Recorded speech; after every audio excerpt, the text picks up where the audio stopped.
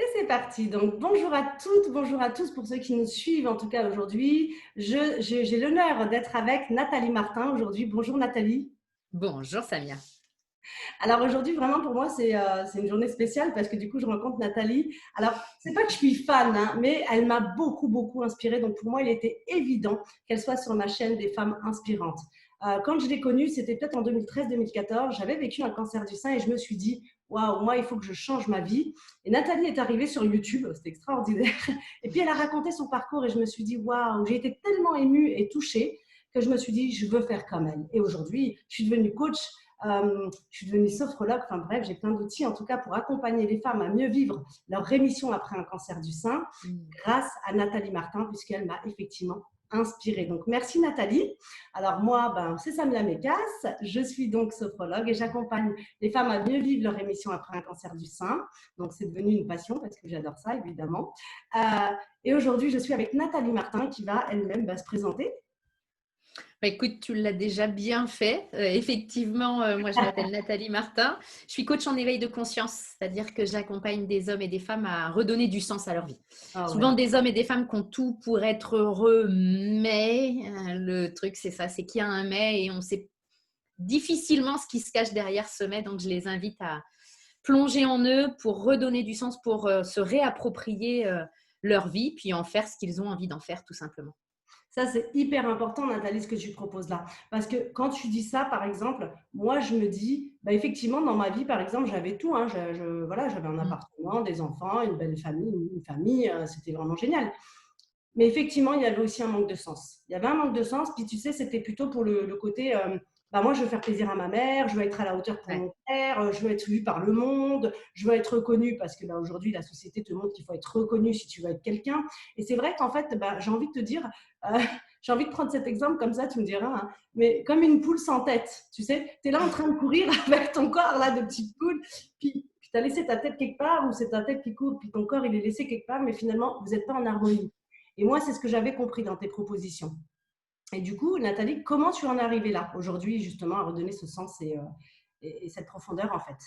Ben, il a fallu que la vie m'arrête, en fait. Il faut parfois ça, et souvent ça, parce que ben, moi, j'étais comme toi, j'avais coché, en fait, tout ce qu'on m'avait dit qu'il fallait pour être heureuse, avec le mari, les enfants, idéalement un garçon, une fille. Bingo, je l'avais. Le La chiffre, maison, quoi, ça c'est ça? s'est fait. Le job sécure, j'étais fonctionnaire. Et normalement, ça aurait dû marcher. Il manquait que le camping-car et le labrador pour vraiment être la famille Ricoré, quoi, la famille du bonheur. Mais la maman de la famille du bonheur, elle a un vide à l'intérieur que j'essayais de combler hein, par des voyages, des chaussures, des achats, des machins. Et en fait, ça marchait pas. Et pendant quelques minutes, t'es bien. Mais ce vide-là, il revient te chercher. Et je pense que ça aurait pu durer longtemps. Si la vie m'avait pas donné un coup d'arrêt, alors pour certaines et pour certains, c'est une maladie, effectivement. Pour d'autres, c'est un divorce, un licenciement. Moi, ça a été le décès de mon père, Mhm. qui est mort du jour au lendemain, sans signe avant-coureur. Un matin, il s'est pas réveillé. 59 ans. Et alors là, le gouffre s'est ouvert, en fait, sous mes Ouais. pieds. Et je me suis aperçue que c'était un château de cartes, ma vie. Parce que j'avais beau avoir plein, plein de choses à l'extérieur, les fondations, c'est-à-dire moi, Mhm. bah, elle reposait sur pas grand-chose. Ça ne veut pas dire que moi, j'étais pas grand-chose, mais j'étais pas consciente de grand-chose me concernant. Parce que comme beaucoup et comme toi, tu le partageais avec nous, je vivais pour la façade, le paraître, le masque. Je savais même plus qui j'étais vraiment quand j'arrêtais de jouer à la gentille rigolote où ça va toujours. Non, des fois, ça n'allait pas. Ouais. Quand j'arrêtais de tout faire pour que les gens m'aiment, pour éviter d'être rejetée, pour je ne savais plus ce que j'étais, j'avais pas confiance dans la vie, pas confiance dans les autres, pas confiance en moi. Et quand il t'arrive un coup dur et que tu ne crois à rien, bah, Ouais. tu peux pas te raccrocher à grand chose. Et en fait, j'ai pas pu me raccrocher à grand chose sur ce gouffre-là. Ça m'a fait vraiment très très peur parce que moi j'avais eu des échos. J'entendais des personnes de mon entourage dire il n'a plus jamais été le même après la mort de ses parents. Et ça me terrorisait parce que tu sais, quand tu as vécu un deuil, tu sais ce que ça peut faire. C'est pas forcément universel, mais en tout cas, moi, c'était ça.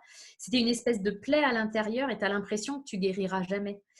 Et ça m'a vraiment fait peur. J'ai cru que je me perdais moi, même si je m'étais jamais trouvée vraiment. Mais j'ai cru que je me perdais et que j'allais plus être la même mère non plus. Enfin, c'était vraiment pendant quelques temps, ça a été terrible. Et en même temps, dans ces moments où tu souffres tellement que ton corps est très très présent, alors que sans doute qu'il ne l'était pas avant, eh ben, ton corps prend tellement de place, ta souffrance aussi, que ton mental, j'ai l'impression, moi, qu'il déconnecte.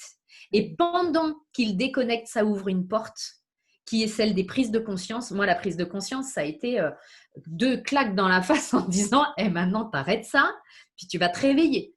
Et je me rappelle très bien, c'était le jour de ces funérailles. Tu sais, tu as des moments dans la vie où tu as l'impression que la vie met sur pause pour te laisser le temps de faire un pas de côté, puis de te dire, mais je l'ai vraiment vécu comme ça, de te dire, regarde, et puis assimile ce que tu es en train de comprendre là. Et moi, ce que j'ai reçu en pleine face, c'est, là, l'église, elle est pleine, et quand ce sera toi, est-ce qu'il y aura tant de monde? Est-ce que tu auras impacté tant de vies? Parce que moi, je vivais vraiment pour mon nombril. Hein. J'avais tellement peur de manquer de tout que je donnais rien. Moi, donner, c'était m'arracher un bras. Enfin, vraiment, je vivais dans la peur de manquer, de perdre ce que j'ai, etc. Donc, première prise de conscience. Deuxième, le jour, si c'était toi là aujourd'hui, est-ce que tu serais contente et fière de ton bilan? Et là, quand tu te prends un grand non en pleine face, c'est à la fois terrible parce que tu constates, enfin moi c'était ça, de me dire mais je ne peux pas partir là-dessus. Je ne peux pas partir là-dessus. Et en même temps, c'est un cadeau parce que ça t'ouvre une porte que tu es libre d'ouvrir ou de refermer parce qu'on a toujours le libre arbitre. Mais de te dire maintenant tu peux créer différemment si tu veux. Alors, je ne savais pas du tout comment parce que moi, ma grosse prise de conscience, ça a été mon boulot. J'ai pas changé de mari, mes enfants sont encore là, j'ai pas déménagé. Mais au niveau boulot, ça a été vraiment le cri du cœur de me dire mais stop quoi, arrête. T'as mal au ventre le dimanche soir, t'es le fameux dimanche soir générique de 7 sur 7, t'étais marqué à ça, j'en avais encore des frissons. C'est la boule au ventre, le fait de te dire t'es enseignante, mais t'aimes bien les journées quand il n'y a pas beaucoup de cours et les vacances scolaires. Il n'y aurait pas comme un problème j'étais pas enseignante par vocation, moi j'ai fait ça parce que j'avais pas d'ambition particulière. On m'a proposé un poste d'enseignante. J'ai dit oui parce que j'osais pas dire non. Et puis, j'y suis restée 15 ans, tu vois, à me laisser vraiment porter par les événements sans me dire, mais au fond de toi, est-ce que tu es à la bonne place ou est-ce que tu fais vraiment ce que tu veux ou... Et en fait, cette épreuve de la vie, je dis souvent que mon père m'a fait naître 2 fois, une fois physiquement et une fois à moi-même. Parce que ça n'a plus jamais été comme avant. J'avais raison quand j'ai eu peur de plus jamais être comme avant parce que j'ai plus jamais été comme avant, mais pour le meilleur en fait. Parce que ça m'a donné l'opportunité de me dire, ok, ta vie elle est courte, elle est trop courte pour que tu la joues à être quelqu'un d'autre. Et c'est souvent moi ce que je me dis et ce que je partage. C'est quand même triste de faire un passage sur Terre plus ou moins long, de quelques dizaines d'années, et de quitter cette planète sans s'être connu, sans avoir été à notre rencontre et puis sans s'être aimé surtout. Et donc, ça a été ça. C'est intéressant, Nathalie, ce que tu dis justement. J'allais en venir à ça parce que tu as dit à un moment donné, mais moi j'ai décidé de me connaître finalement. Est-ce qu'à un moment donné, tu as senti que tu te connaissais en réalité ou à partir de ce moment-là, c'est là où tu as fait la démarche de te connaître? Alors, ouais, ça a été progressif. Hein. Ouais. C'est-à-dire que là, en fait, moi, je me suis connue à travers ma profession. D'accord. Parce que finalement, alors le virage professionnel, ça a été physique-chimie. C'est pas pour moi, j'aime pas les sciences. Tu t'enseignes 15 ans les sciences, t'aimes pas les sciences. Est-ce que ça aurait pas pu être, tu sais, est-ce que ça aurait pas pu être la première question que tu te poses avant de te...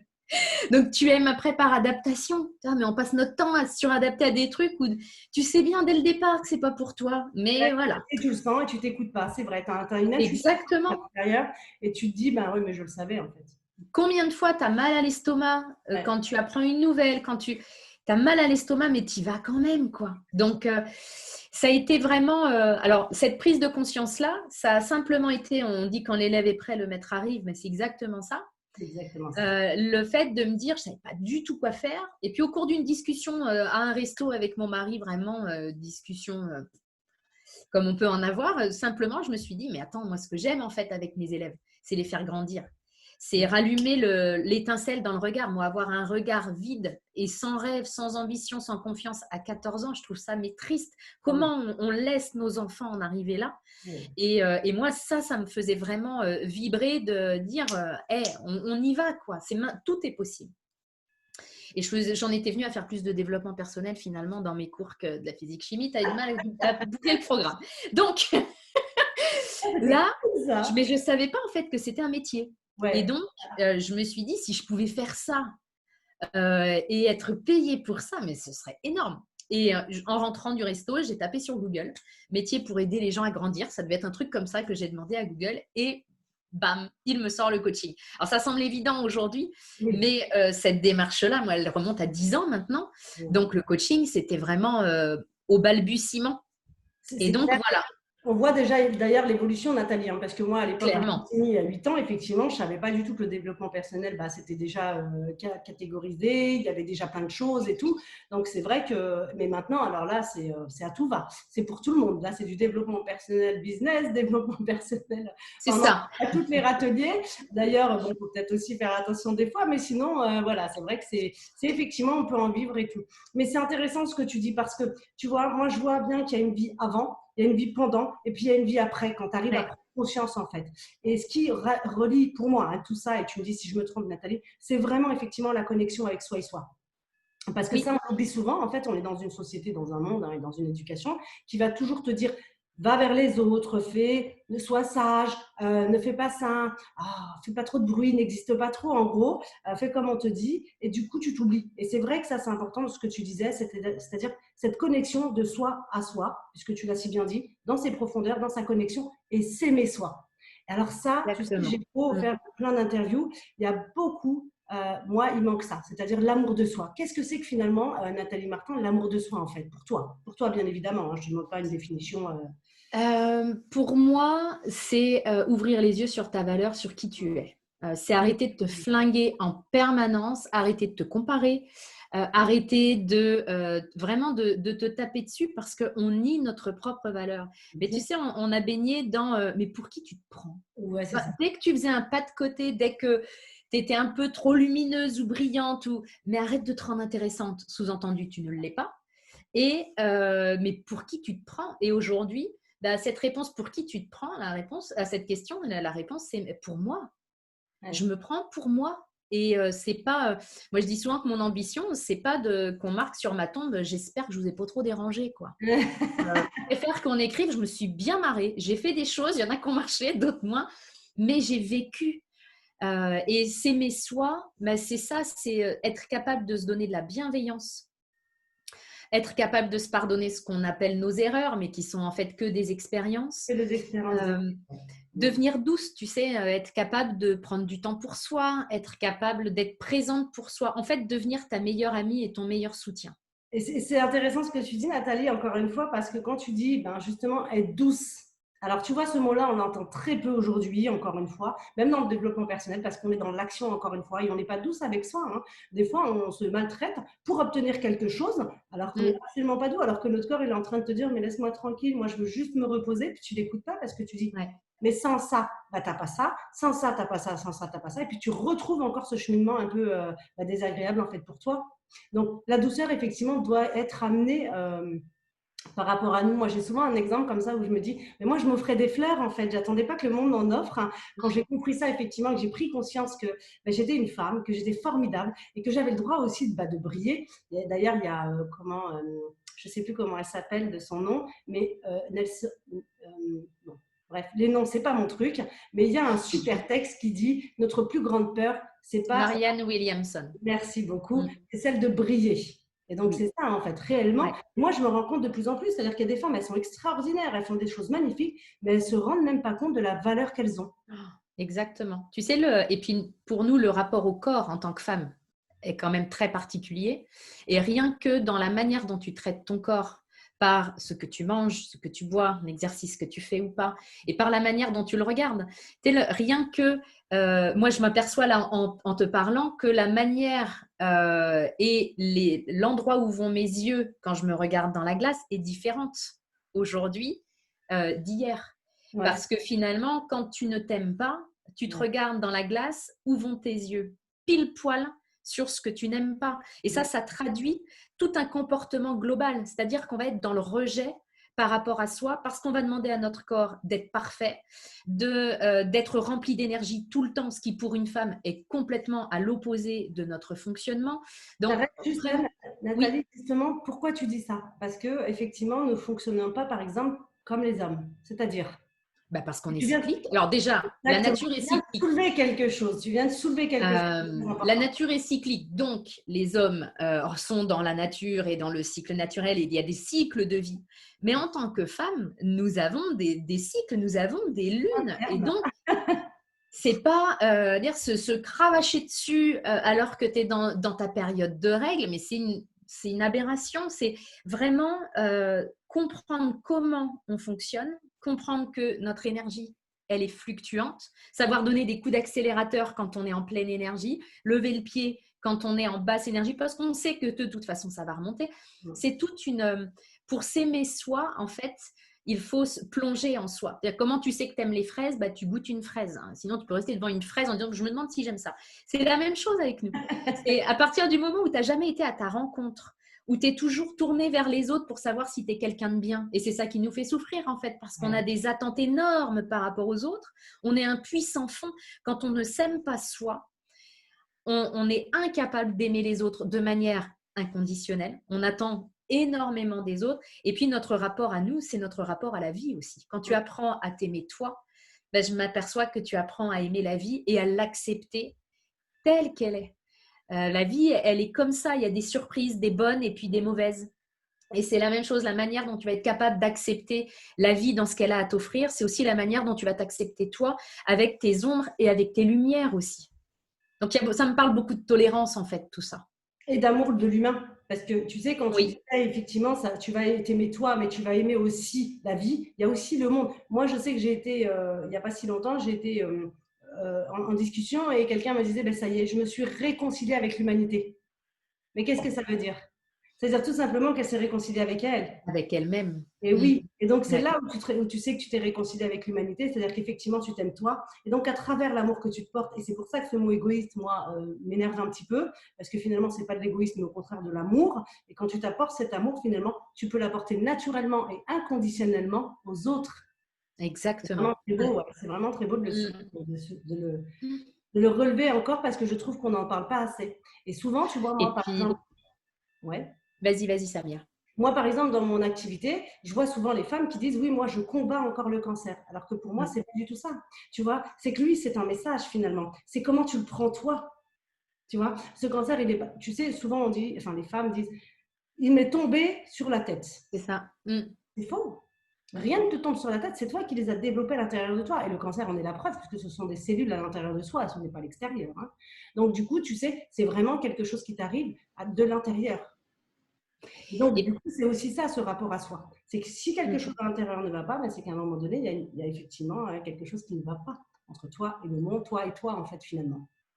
Et d'être capable, c'est tout à fait juste ce que tu relèves. D'ailleurs, c'est Anthony Robbins qui dit ça ne t'arrive pas à toi, ça t'arrive pour toi. Ça t'arrive pour Et toi. c'est complètement différent comme approche. Et ça demande, à mon sens, quelque chose dont on a énormément besoin dans notre société aujourd'hui, à titre individuel et collectif, c'est une pleine et entière responsabilité. Tout à fait. Et ça, on ne sait pas faire. Hum.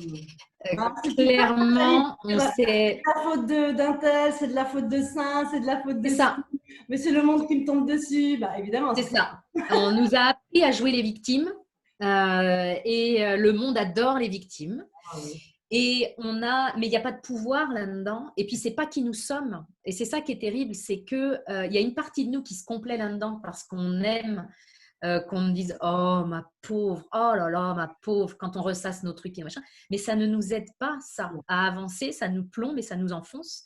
Et ça demande aussi à se détacher parce que il peut y avoir un côté. Moi, je reçois souvent parce que moi, je prône la responsabilité, ça c'est Oui. clair. C'est important. Et je reçois souvent des messages liés à ça en disant ah oui mais c'est quand même un message un peu culpabilisant. si tu culpabilises de ça, ça ne m'appartient pas. Mais pour moi, la différence entre culpabiliser les gens et les responsabiliser, c'est complètement différent. Culpabiliser les gens, c'est les plomber. Les responsabiliser, c'est les empuissancer. Vraiment, C'est c'est vraiment récupérer son pouvoir. Hein. exactement, c'est te rappeler que tu es puissant, que tu es puissante. Même quand tu le perds de vue, parce qu'il y a des moments dans nos vies où on touche plus du doigt notre puissance, où on l'oublie parce que c'est trop, il y a trop d'émotions, c'est trop dur, c'est vraiment un passage à vide. Et il n'empêche que notre puissance, elle est là. Moi, je reçois souvent des messages, j'en ai encore reçu ce matin, me disant, je vous en supplie, aidez, je vous en supplie, sauvez-moi. Et le terme est fort. Et en fait, moi, je ne suis pas là pour être sauvée parce que les gens n'ont pas besoin d'être sauvés. On a juste besoin d'être présent pour soi, d'ouvrir les yeux sur notre puissance, même si parfois ça nous fait suer, parce qu'on préférerait effectivement dire à quelqu'un, c'est bon, sauve-moi là, Mayday, Mayday, c'est pas possible. Parfois, on a besoin d'aide, on a besoin d'un soutien et c'est ce qui t'anime dans ton métier, c'est ce qui m'anime dans le mien. Parce qu'effectivement, il y a des moments où, à un moment donné, on ne sait pas ce qu'on ne sait pas. Si tu veux un résultat que tu n'as jamais eu, il faut apprendre à faire autrement. Et c'est en ça que l'aide extérieure est importante. Mais Einstein le dit très bien d'ailleurs, Albert. Oui. Il serait fou de croire que ne rien changer donnerait un résultat différent. Mais ça, exactement. C'est la vraie folie.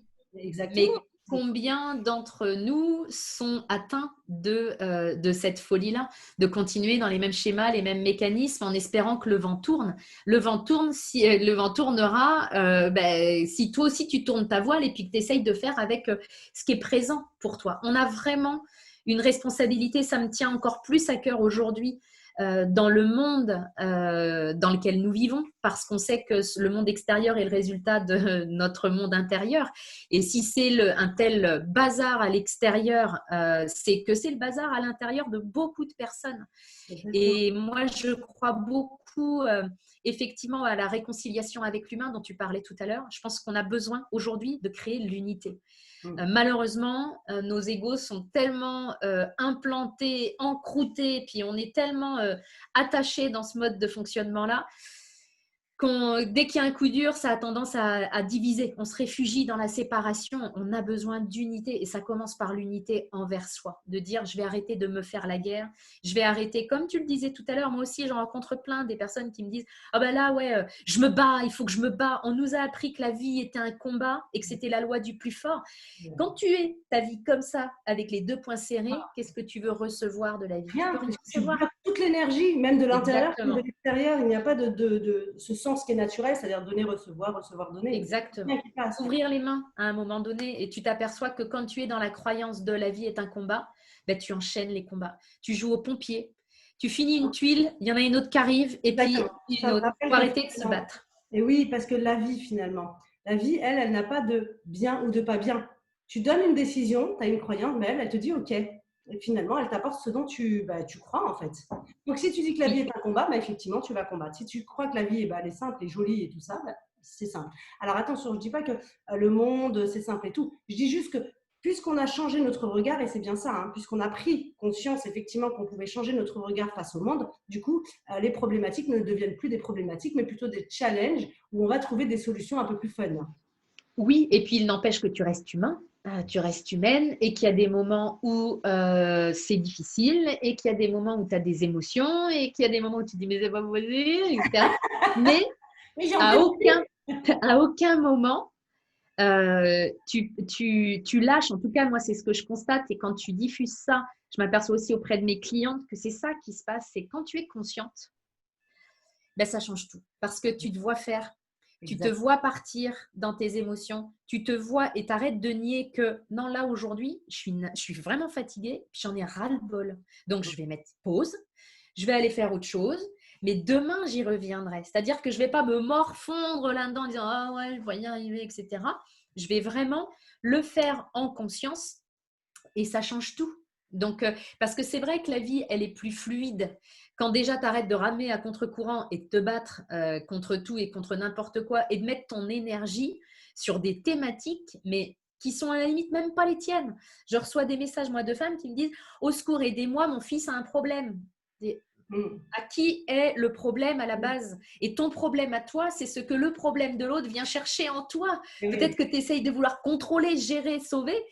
Et ça, c'est ton dossier. Mais de mettre de la conscience dans tout ça, ça te remet dans le flux. Et tu sais que dans n'importe quelle rivière, tu as des cailloux, tu as des phases d'accélération, tu as des moments où c'est un peu plus plat, faut ramer plus fort. Mais reste dans le flux du courant à tout moment. C'est ça l'idée.